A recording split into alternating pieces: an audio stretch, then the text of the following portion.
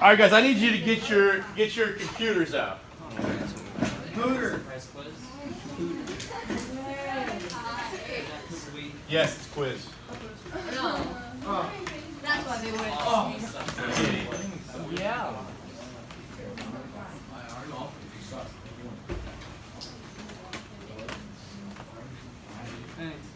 Thank you. Couple things. You guys all, you have your calculators, right? You have your TI-83s, your 84s. You got the, the calculators that I'll let you borrow. And they're great. They do a good job. If you know how to use them. And that's a big if, okay? And it's not any of your individual faults that maybe you don't understand how to use them. But the biggest issue in regards to our calculators is that the way we input things sometimes is different than how we write them by hand, okay? And that can be a problem for some of us that we don't realize that I can't just on my TI-83 or 84 or anything made by Texas Instrument just type it in the way that I wrote it by hand. And some of them, if some the TI-83 or 84, if you look at the view screens on them, especially, these here, it's kind of the smallest view screen. There's 2 lines of data, right? 2 lines of input, where the top one you type in what you are trying to evaluate, and the bottom one gives you the solution. If you got 2 lines, or at least 2 lines, a lot of times you can type the way you would by hand with some kind of, some situations are a little bit different. But if it only has 1 view screen, a lot of times those calculators, you got to type things in backwards. Okay, you kind of almost do the order of operations backwards. So it's kind of a pain in the butt with different calculators. If you go to desmos.com, www.desmos.com, at some point throughout the week, I will sit down and make a video of how we can get this calculator on our desktop and save so we don't have to go to the website every time we want to use it. You can obviously link you can bookmark the website or anything like that to be maybe a little bit more proficient. But this is a graphing calculator. There's a lot of different places where you can open this calculator up. If you just see where it says start graphing, you can click that and you can get what's going to, unless I can fix it, going to be mainly the calculator that I provide in front of you in class. But I was finding earlier that if we click on down here, you see where it says for function or scientific. If you click on scientific, okay, it gives you this. And if you took the algebra test last year, then of course, which you all did, that should have been integrated into that test. Okay? It's going to be the same exact calculator you see this year integrated into your test. All right? So I want you guys to develop proficiency with it and understanding for it, so that when you get to that test, you know how to navigate the calculator. All right? And that's not going to be an issue for you. Because there are some things in here that are procedural that you might mess up. If you might mess up in regards to a particular problem or something like that, and the calculator would be the reason for you missing that point instead of your understanding of the geometry. Does that kind of make sense? So we'll try to learn these tools as we move forward. At the same time, I think you're going to be benefited by sometimes dealing with the TI-83s and 84s and the other calculators that you have, because those are what you use on the ACT. All right. So I'm kind of tasked with preparing you for both these tests, but the technology and the tools that you use on both of them is different. Okay? So that's kind of a problem, but it is what it is. The nice thing about this, guys, I want to do an example with you from your homework. If I have point A located at -4, -21, and point B located at -7, -9. And I want you to find the distance between A and B. Okay? We'll do it by hand first, and we're going to use our calculator to help us verify our work by hand. If I want to find that, you guys remember the distance formula. It was written out. I'll write it on the whiteboard up here. But the distance between any 2 points is going to be your x value subtracted, and we talked about that could be any order that we want, plus in your y value subtracted, and again, that could be any order that we want, but we're going to square both those differences, sum those, and take the square root. Okay?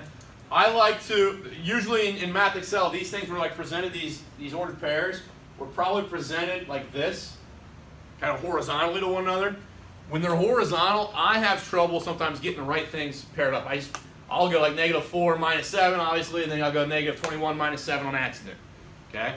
But if I stack them, I do the same thing for my slopes. If I stack them, it's really easy to remind myself, these are what I'm subtracting, and then these are what I'm subtracting, right? Okay? Pairs the x's up, pairs the y's up, pretty nice doing it that way. So now if I do this, and I'm going to write it down because I think a lot of people throughout the day miss these questions. These are right questions 3 and 4 in your homework. And I think we're missing them because of our lack of understanding for kind of the mental math that I have -4 minus -7. If I say it to myself, I might think that the solution is -11. But if I write it down, -4 minus -7, what's that -4 minus -7 going to turn into? Yeah, it's going to turn into 3. Okay. Then I'll do the same thing with my y's. So again, -21 minus -9. Okay, so now you told me that was 3, so 3 squared, and then -21 minus -9 is going to look like what?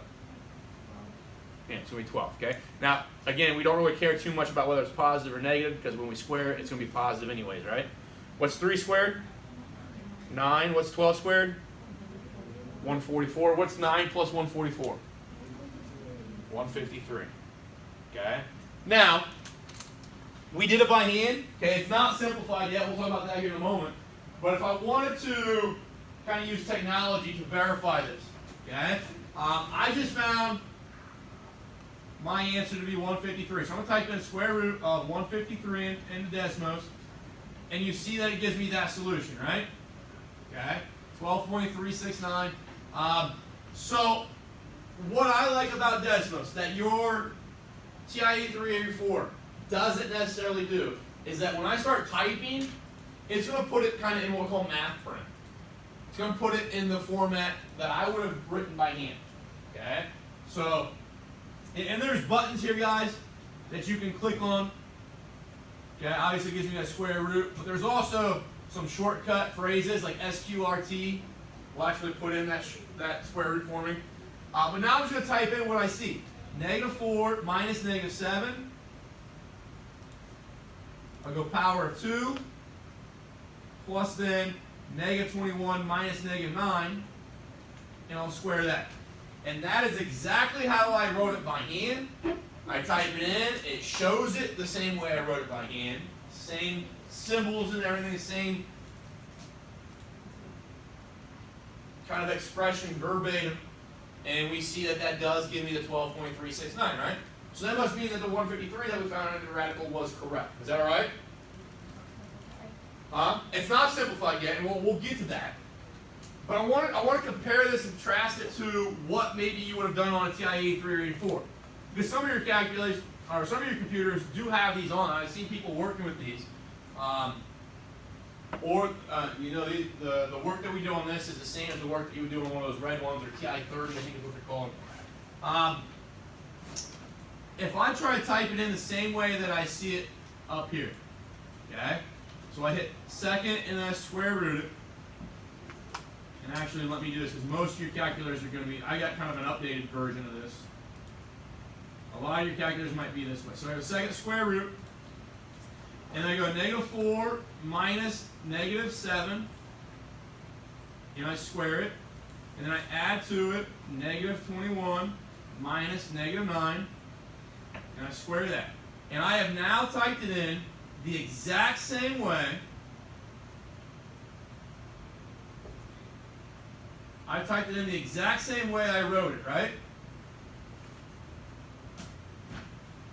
Hit enter and I get a completely different answer than what Desmos gave me. And we know Desmos is right, correct? So what that tells me is that I wasn't sure about how my calculator works. I'm not sure about the TI 83's, 84's programming here, okay? But it's using the order of operations the way they're specified, okay? What's happening here, guys, is that when it opens this parenthesis for me, okay, it means that everything that I'm about to type in needs to go underneath the radical until I hit the parenthesis again. Okay? So kind of contrast that back up to Desmos. what my TI 8384 is doing for me right now.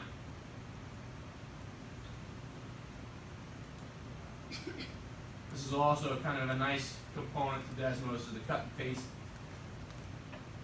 option works pretty well. See how that's how I get 147? You see how the Y's, the difference in the Y's was not placed underneath the radical? And that's what my TI 83 or 84 was doing for me. Okay? And if I don't know that, and I type it in, I hit enter, it gives me 147, do I know whether that's right or wrong? No, I just take it for granted. I typed it in the way I wrote it, so 147 is the answer. And guess what happens a lot of times on the ACT? 147 is an option. Okay? So because that's an option, it gets you thinking I've done things correctly. Alright, so that's something we want to talk about and think about. To fix that on this calculator, you have to tell it that what we put underneath the radical needs to be all of this stuff. So I put in an extra set of parentheses. Okay? And what happens then is that parentheses right there kind of opens up the radical and says everything after this is going to be underneath the radical. Well, that parenthesis does not get closed here. Okay? So I'll put these, and a lot of programs will do this. They'll color code your parentheses for you. So the blue ones match up. Has the red one been closed yet? No. And then we get to this one here. It's a green one.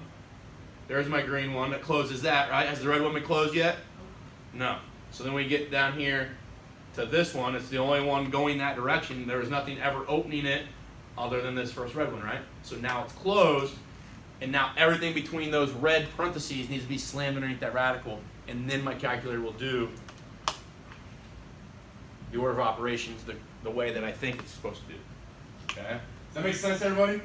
So not understanding how our calculator works might create issues with us deciphering, is the answer spitting back legitimate or not? All right? Where we can kind of alleviate that a little bit through the use of Desmos, okay? Because it does a pretty good job of using kind of that math print, okay, and writing it the way we think we should, okay? So now the argument is, well, that's not simplified, okay? It's not. So let's go about this a couple different ways, and I want to do a couple examples here of smaller numbers to give you an idea of what I mean by the process that I want you guys to start maybe developing a little bit of a sense for. I think, guys, square roots, they're going to be problematic for you, okay? Especially if you're a person that has a calculator that, somebody earlier today had a calculator. I type in radical 153, it automatically spits back 3 radical 17. It does it for them, okay? And they're like, awesome, I don't need to learn what Mr. Fay's talking about because I got technology that's going to do it. But guess what happens on the end of course exam or the ACT or whatever? Yeah, you're not allowed to use that type of calculator. It's taken away from you. Okay. They've got a specified list. Mostly they're TIs. There's a couple Casios that you're allowed to use. But I don't know, the one calculator that the girl was using today was a TI, but it's not an accepted version, okay, of that on that test. So if we look at radical, let's just talk about what simplifying radicals are. Simplifying radicals, okay, what this process is involving, okay? So if I simplified like a fraction, like if I had 2/4 or 3/6 or whatever, okay? When you simplify a radical, you're trying to pull out the largest factor that both these things have in common, right? Okay, so we write that as 1/2, write this one as 1/2 as well. So simplifying radicals is kind of the same principle, as that we're trying to pull out a factor, okay? Trying to pull out what we call the largest perfect square, okay? So we're going to try to, so simplifying radicals is recognizing the largest perfect square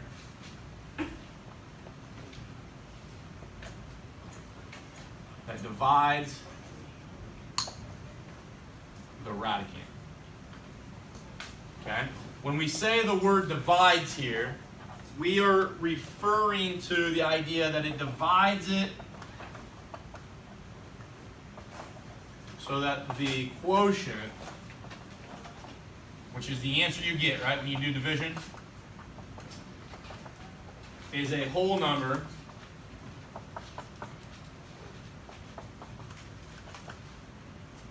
that does not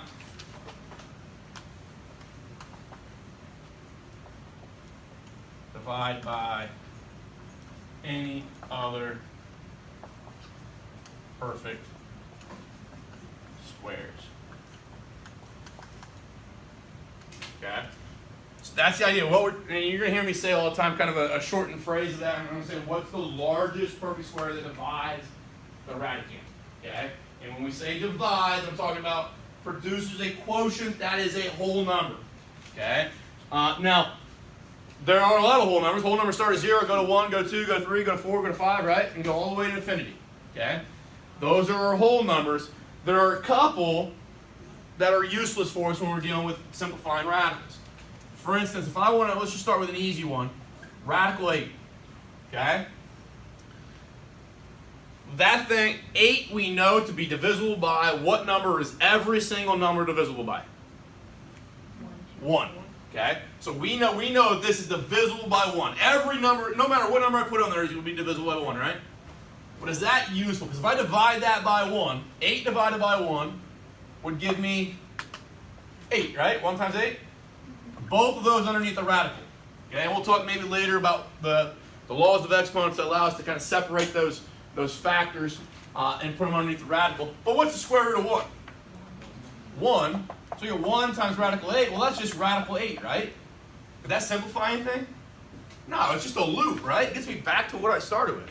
And if I reverse it and I say, well, 8, another number that 8 we know to be divisible by is 8 itself. And I get 1 there. Wasn't that radical 8 times 1 now, which is still just radical 8? And now if you think about any number that we put underneath there, the same thing's going to happen. So dividing it by itself, or 1, is trivial. It doesn't really do anything for us. Okay? What we want to happen, guys, is that when we divide that number. Okay? This 1 here, okay, turns into the next largest whole number. Well, what's the next largest whole number? 2. Okay? And now think about, no matter what number I choose underneath my radical. So that number symbol is representing the radicand. No matter what I put underneath there. Okay? Give me a phrase for how I'm going to divide that so I get a whole number of at least 2 back. What can I divide that by so I get at least 2 back? Well, okay, so if it was 8, it'd be 4, right? But if it was 10, it would be what number? 5. If it was 30, it'd be what number? Okay, so what we need to do, no matter what this number is, to start recognizing what perfect squares divide it, okay, we're going to take half that number. Okay? Because that's the only way. Let's think about this. Like if I had, let's just do, like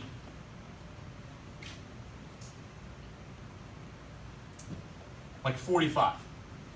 Okay? If I take 45 and I start saying, okay, what are the perfect squares that are less? Because the perfect squares that are less than 45 are the only ones that are potentially going to divide it, right? Okay? Well, there are still some of those that aren't going to divide it to give me a 2 back. What's the first perfect square less than 45? 9. Careful. Answer the question. The first perfect square that is less than 45. 36. Is 45 divisible by 36 so that I get a whole number equal to 2 or bigger back? No. Okay? Because that's what I want. Because this number is only useful to me if it's a whole number bigger than 1. Okay?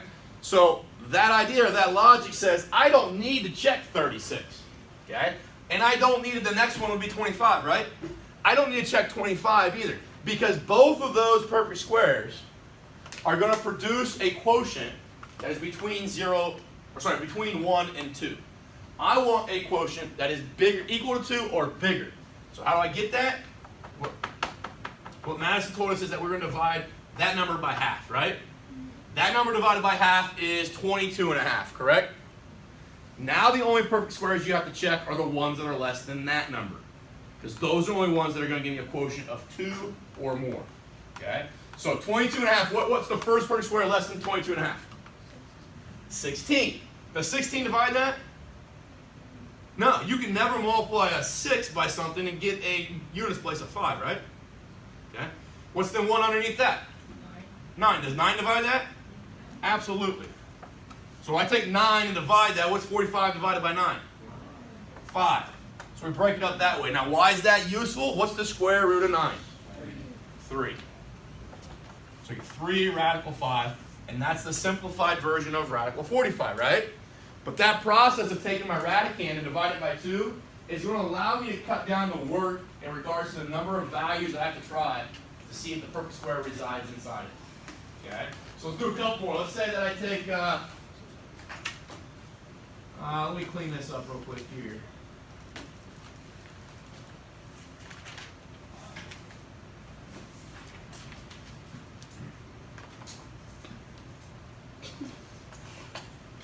All right, so, we started, I guess, with radical 8. We never finished that one. Okay, what is half of 8? 4. So that's and sometimes this can happen. So sometimes my perfect square is that half value. Okay, so if I take 4, I got to check 4. Does 4 divide this evenly? Absolutely, right? So I get that. But what is the square root of 4? 2.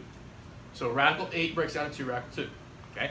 I honestly think, guys, that especially the more you start working with this, that is faster than doing this.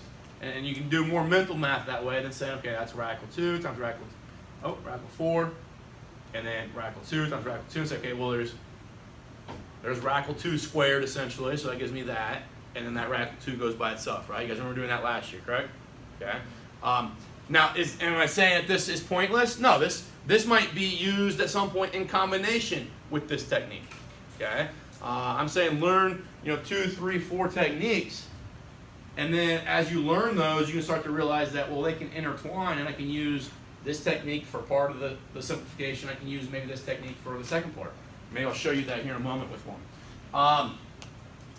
Let's say that we've got let's go radical 32. Okay. What's half of 32? 16. Is that perfect square? Yeah. Okay, so does that divide 32? Okay, so we have 16. 32 divided by 16 would leave me with a quotient of 2, and that's what we want, right? We want that quotient to be a whole number. We want it to be 2. Really, the only thing that's going to be for us is 2, 3, 5. Could be 6, could be 7. We don't want it to be 8 because there's a perfect square inside of 8, right? Okay. It could be 10. It could be 11, it could be 12, well, could it be 12? No, 4 is inside of 12, right? So it's a perfect square inside there. So it can only be a couple, I don't want to say a couple, it's actually an infinite number. But it's only going to be a certain set of values that we really want underneath this radical here when we're done. What is the square root of 16 then? 4. And then we get root 2. If I try, let's do, when I see 32, I see radical 32. I don't know why. I see right away radical 4 and radical 8. Anybody think that? Okay, it would not be simplified if I did that. Okay, and if I do, those are 2 factors, correct? Okay, so I get 2 radical 8 when I do that. But it's like drawing a comparison. It'd be like taking 6 12ths and rewriting that as 3 6s. It is simpler as 3 6s, right? But is it simplified fully? No. So 2 8s is better than radical 32, or 2 radical 8, I guess. Sorry, 2 radical 8 is better than radical 32, but there is still, right here, it says divide so that the quotient is a whole number that does not divide by any other perfect squares. We violate that here, right? Don't we can't 8 divide by another perfect square? So we could just kind of do the process over again. We know we've got this 2 out front, but this 8 can be broken up by 4 and radical 2. All right, so what's this radical 4 going to turn into? 2. Now what's 2 times 2? 4. And does that give me the same result? Okay, so that's what I think is useful here, guys, is that you don't, when you guys do the factor trees, when I do 32, you might go 2 and 16, 2 and 8, 2 and 4, 2 and 2, because we're robotic, we know we've got to get down to all these 2s and 3s and stuff like that. But if you recognize the process, you can actually stop at primes and perfect squares, right? Okay. But I think that factor tree process gets kind of long here, gets kind of problematic. But if I can start using this idea of what perfect squares divide out, maybe it quickens that process. Let's do one like 320. Okay. Now what is half of 320? 160. Okay, so now here's the issue. Because that number is larger, even though I cut it in half, I still have quite a few perfect squares to check, right? Okay. I got 144, 121, 100, 81, 64, 49, okay, 36, 25, 16, 9, and 4, right? I gotta check all those. That's a problem. It can be a pain in the butt. But what about this? Can I go, maybe make this radical 16 times maybe radical 20? Is 16 times 20 still 320? Okay. Now that's nice, but what can I do is, can I look at 20 and say, oh, 20 is 4 times 5, isn't it? Does that make sense to everybody? Now why is that beneficial? 16 is, square root of 16 is 4. Square root of 4 is 2. Now I get my radical 5, and then it is 8 radical 5. Okay? What that tells me is 320 is evenly divisible by 64. Because right here, when I took out that 16 and 4 right there, does that give you 64? So 64 is the largest perfect square. I never pulled it out directly, but through that product of 16 and 4, I pull out that 64. Okay? And you can see then, if I take 320 divided by 64, I'm not typing anything.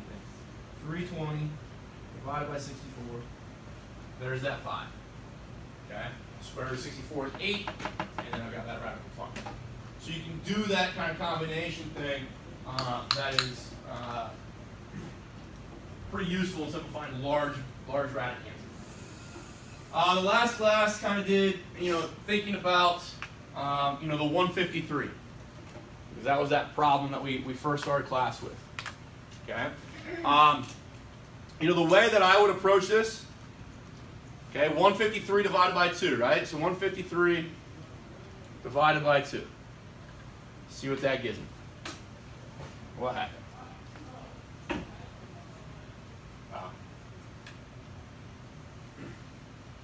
I hit A. And A and S stands for the last answer. I'm trying to pull the last answer you had, and I don't have one. So 153 divided by 2 is 76.5, right? So now I got to check the perfect squares that are less than that. So this is where you would maybe make a list and say, okay, I got 64. That'd be the first one. 49, 36, 25, 16, 9, 4, right? 1 is there, but I need to check 1. It's trivial. That number right there tells me a lot. Can I ever take a 4? Can I ever take a 4 and multiply it by something so that the units place becomes a 3? Can I do that? So that's 64. I don't even need to check that. You can if you want to, but I don't need to. Okay? For the same reason, let's look at this 25 down here. What does this number here have to be so that 25 divides it evenly? 0 or 5. So 25 is not going to work. Okay? And you guys maybe mess around with this kind of stuff early on, like 3rd, 4th grade, right? Start to try to figure out, okay, what does that units place have to look like so that I have divisors, okay? Some of the rules are, like if I add the 5 and the 3 together and stuff like that, it gives me 8, and then that tells me some divisors. You can do those little games. I think the easiest thing to do is say, okay, how can I get that units place out of the numbers that I have here through multiplication? Can't do it with the 4, can't do it with the 5, okay? If I can't do it with that 4, can't do it with that 4. And maybe I get down to this here, and for the same reasons, I can't do 49, okay? But maybe you see 49, you see the 9 there, you see the 3 in 153, and you start thinking, well, there's commonality there, right? So maybe that is one you check, but now you can start to see that we've eliminated quite a bit of things to try, right? Instead of doing the trial and error with 7 things or 8 things, we now maybe have 2 or 3 to check. Does that make sense to everybody? All right. So that's kind of the understanding. That's the number theory that I think is important for us to understand. So if I take 153, all right, so start running through. Maybe I try 49. It doesn't work, so I backspace and try 36. 36 doesn't work. Looking for a whole number. That tells me it works, right? 16 doesn't work. 9 works, right? So it gives me root 9 and root 17. But what's the square root of 9? 3. Okay? So we can use that approach to maybe quickly develop what those square roots are. Simplify. Okay? Now, how can I check that? Well, if I type in my square root of 153,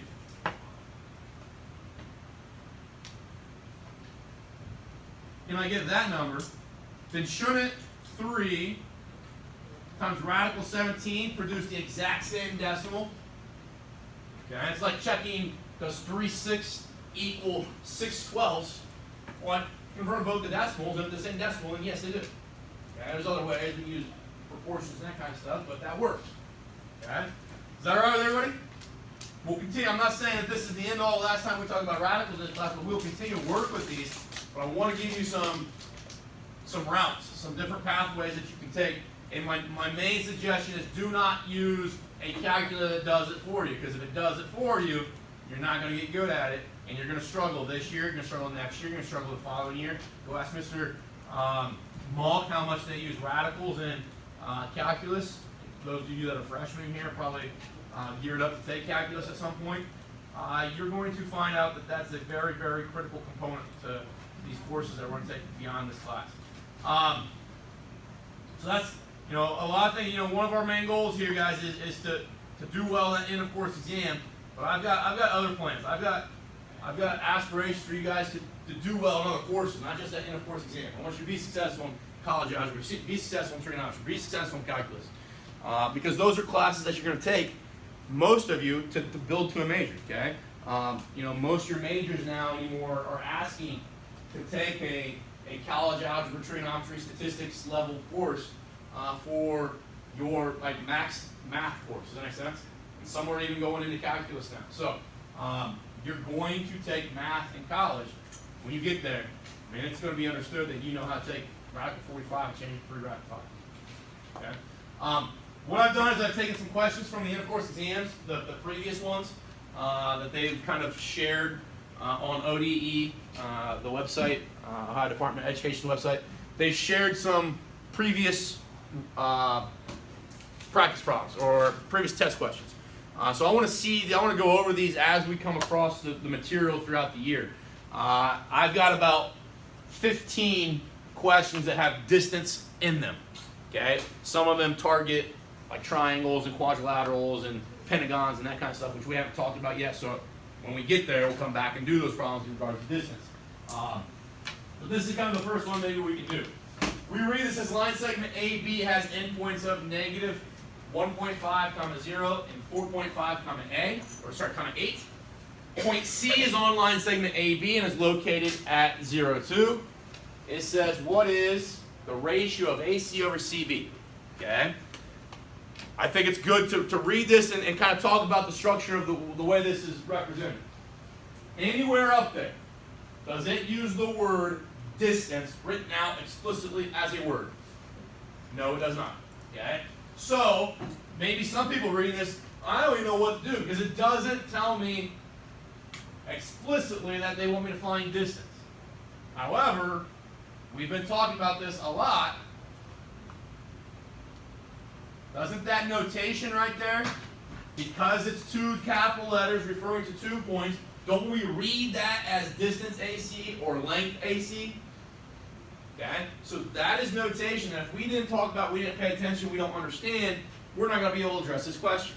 Okay? That's why I spend a lot of time on notation with you guys, because they use it in the way they write the questions on purpose, to remove words. Okay? Because if they put distance in there, then everybody's going to know. Even if they didn't know how to do it, they're then going to say, okay, Well, if they say distance, I got on this sheet, this formula sheet, a distance formula.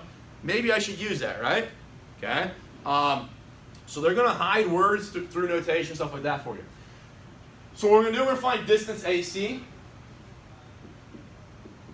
And that's how I would suggest kind of doing this. Okay. Write D, put in parentheses the letters that you're going to find the distance between. And then we're going to find distance CB. Okay. I think the number one thing that we got to pay attention to, other than the math and those skills, is how we organize our work. Okay. I see a lot of people when you turn your work in, you got stuff everywhere. Okay. You got 3 or 4 questions, kind of just hodgepodge all over the paper, and it's hard to keep track of what you've done for that question, what your values are, what they represent, that kind of thing. If you're a person that does that, kind of seeing, kind of measured, how well am I doing? If my work is all over the place, how does that correlate to my scores? I'm a person, I'm all over the place a lot, but I know that. Okay, I know that about myself. So what I do is I kind of compensate with labeling. Okay, so if I can label real well and I can remind myself when I'm done, I've gone through finding 3, 4, 5 distances, I label them all, and now I know what those numbers represent. Okay, so try to learn that about yourself and develop techniques to help you alleviate some issues that might be caused by that. So I want you guys to find these distances. Okay, I'll write the distance formula up here for you if you've forgotten.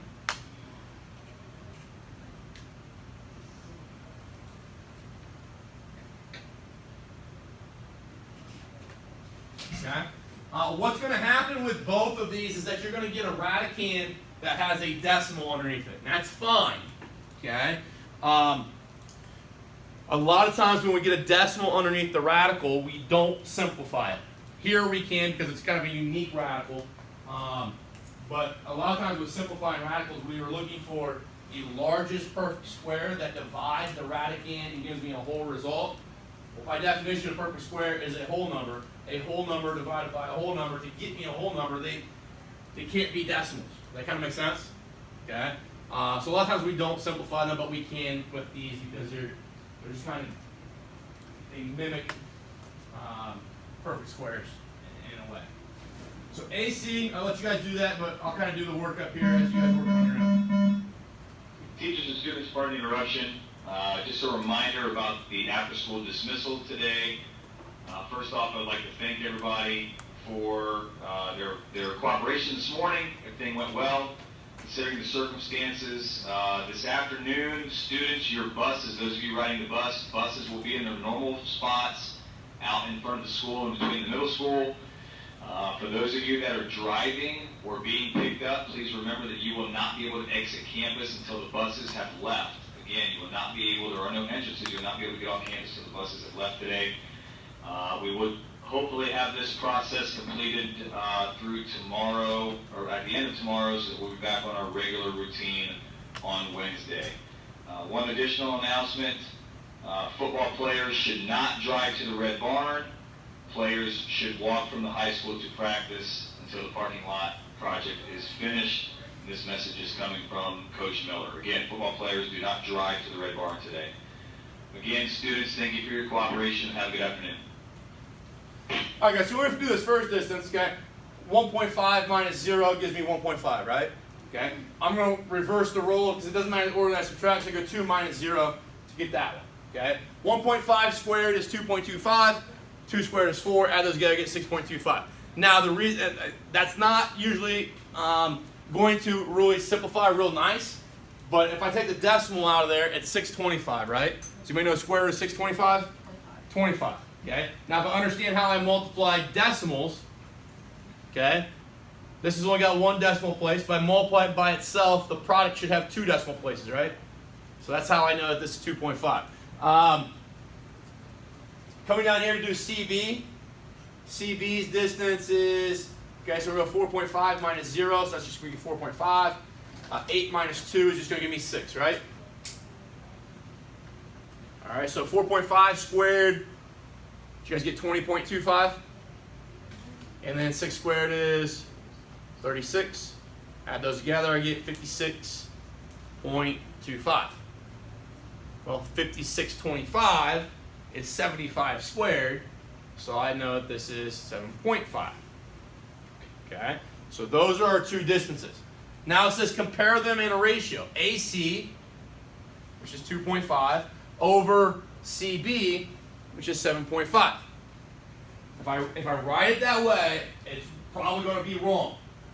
Okay? Because how many times does 2.5 go into 7.5? 3 times. Okay? For those of you that might not recognize that, can I multiply this thing by anything I want to, as long as I do it to the top and bottom? Yeah. Okay, so what's a nice number to multiply 2.5 by? 10. 10. So that's going to move that decimal place 1 unit to the right, correct? Multiply by 10 over 10, what am I really multiplying by? What's 10 over 10 the same as? 1, okay? You can multiply anything by 1 and still end up with what you started with, right? Just maybe a different version of it. This gives me 25 over 75, and now you can recognize that maybe a little bit easier is 1/3. Okay? 3 things being targeted in this question. Overall distance, right? But they're also talking about and judging your understanding of notation. If I don't know that, I can't do this problem. Okay? And there's another component to geometry. We talk about proportions and ratios all the time in this class. That is a geometry standard. And here we're talking about ratios. Okay? 1 compared to 3.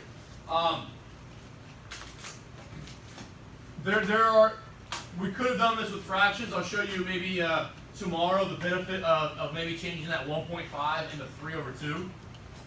Okay? But in regards to getting through this next problem, I don't think we have time to do that right now. So let's do this one. Okay? And we're going to do every single step of this, but kind of break down the procedure. So Jane wants to determine the shortest route from her home to her workplace. She walks along the sidewalks indicated by the dotted lines on the map. What is the distance of the shortest route? Okay?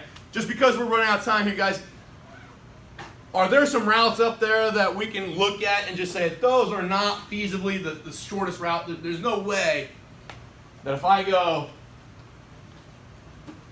from here up, over, down, that's going to be the shortest of the routes up there. Does that make sense? So I can kind of just by glancing and looking at that one doesn't make a whole lot of sense. This one doesn't even get me there. Okay? Anything that incorporates that line there is not going to get me there. So hopefully you guys recognize that there's really only 2 routes here that we can take. Or variations of 2 routes. I can go here, over, and down, right? Okay? Now would that be the same as going from home to here, and then down and over, and then there? Okay, so that's the variation of the same route, so we don't need to do that one twice. But I would want to find those distances, right? Now the vertical distance here, that's pretty easy. That one there, that's 3 units, correct? Now I've got to go through and I've got to find those slanted distances, okay? And because they're not vertical or horizontal, what do I have to use? Okay, so you're saying do this. If I want to find maybe this initial distance here, I need to come up with that right triangle, correct? Well, on Friday, we talked about that right triangle being the premise for our distance formula, okay? So even though we're not maybe going to use directly the distance formula, we're going to use its principle. We're going to say this is 3, right? This is 1, 2, 3, 4, 5, 6. I think I counted that right? 6, okay. Can I take 3 squared? What's 3 squared? 9. What's 6 squared? 36. What do I get when I add those together? 45, right? So this thing here, using Pythagoras, using the Pythagorean theorem, which is just the distance formula, I get that distance to be radical 45, right? Okay, so that simplifies to 3 radical 5. So we have 3 radical 5. We'll have this 3 here. Okay, we got to find this distance here too, right? So that's 2. That's 3. We square that, I get 4. Square that, I get 9, right? So square root of that, that's going to be root 13. And now I have how long it's going to take me going that route, correct? What about the one in between those? Oh, I forgot the 2's, right? So that one and that one. So add those 2 on there. Okay? So that's one route. Another route is a little bit easier, I believe. Away.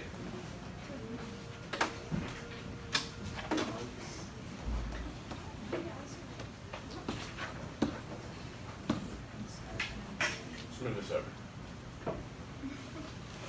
I don't have my mouse to get, I don't know why that shows up sometimes. There we go. Okay. The other route is to go here. So find that distance, right? Another right triangle. And then down over. Those two distances, that vertical and horizontal one, should be pretty easy, right? And those add up to 13. But that's the second route. Can we then compare those distances? And we got our shortest route, correct? Okay. Now, we didn't use the distance formula like we said yesterday or Friday as a formula, but could I do something like this? Could I put at home, let that be my origin? And then it's okay, well, I need to find from there to there. Well, that point there, based off that being my origin, would be 1, 2, 3, 4, 5, 6, down 3. -6, -3. Could I then use the distance formula there? Does that make sense? Okay. Now, I would like that because that 0, 0 is really nice. But do I have to let 0, 0 be that? Could I let 0, 0 be right there? And then it's okay. 1 over 1, and then 1, 2, 3, 4. So I can go 1, 4. And then this one here would be 2, 3, 4, 5, 6, 7, comma 7. Based off of that being 0, 0. Does that make sense, everybody? And using those coordinates, could I use my distance formula? And I'll get the same distance every single time.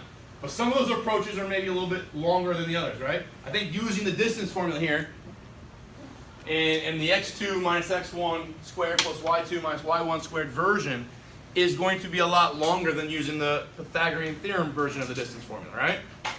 Those are little things that we need to recognize and pay attention to as we work through questions on the importance of the game and throughout the entire course. It might be the same idea or concept, just viewed from a different perspective.